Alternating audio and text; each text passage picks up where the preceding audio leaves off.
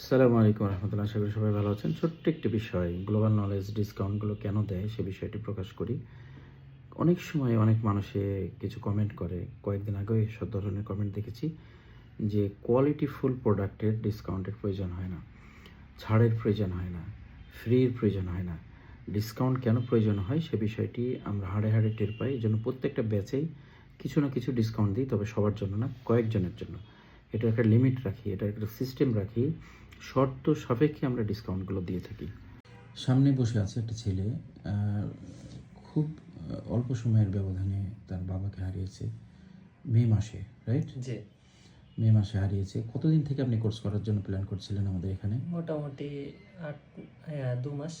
2 মাস। 2 মাস কিন্তু আমাদের course fee বেশি থাকার কারণে আপনি আসতে পারছিলাম না। এবার আমরা 25% প্রতি মাসেই আমরা যে ব্যাচগুলো করি সে ব্যাচে কখনো 10%, 5% অথবা 15% দিয়ে থাকি। তো বিজয়ের মাসে আমরা 25% দিয়েছিলাম। আমরা জানি যে বছরের নির্দিষ্ট একটা সময়ের জন্য অনেকে ওয়েট করে। তো এই ডিসকাউন্টটা দেওয়ার পরে ভাইটা চলে আসছে। আপনার নাম কি? মোহাম্মদ রাজিবুল ইসলাম। রাজিবুল ইসলাম আসছে হচ্ছে বাগমারা থেকে। পাশেই ওনার আম্মা বসে আছে। আমি ভিডিওতে আমি না দেখাই, একজন মেয়ে মানুষ, উনি পর্দা করেন। আর ওনার কিছু কথা আমরা শুনবো।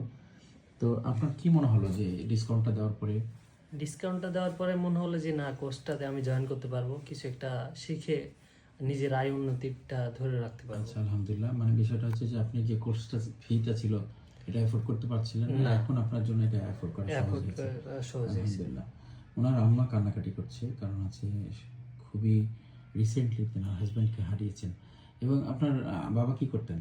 আমার বাবা 4th শ্রেণীর কর্মচারী ছিল, পরিবার পরিকল্পনা অধিদপ্তরে। আচ্ছা আচ্ছা।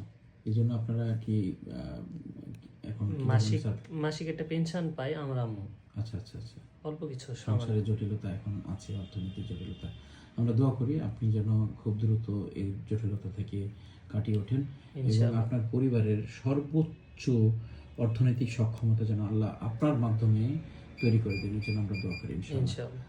এবং আপনার মায়ের জন্য আমি দোয়া করি, তিনি যেন আল্লাহ রাব্বুল আলামিন তাকে যেন ধৈর্যশীলদের কাতারে রাখেন এবং তিনি পৃথিবীতে যতদিন বেঁচে আছে হায়াতে তাইয়্যিবা দান করেন, ঈমানের সাথে যেন জিন্দেগিতে পার করতে পারে, সেজন্য দোয়া করছি ইনশাআল্লাহ।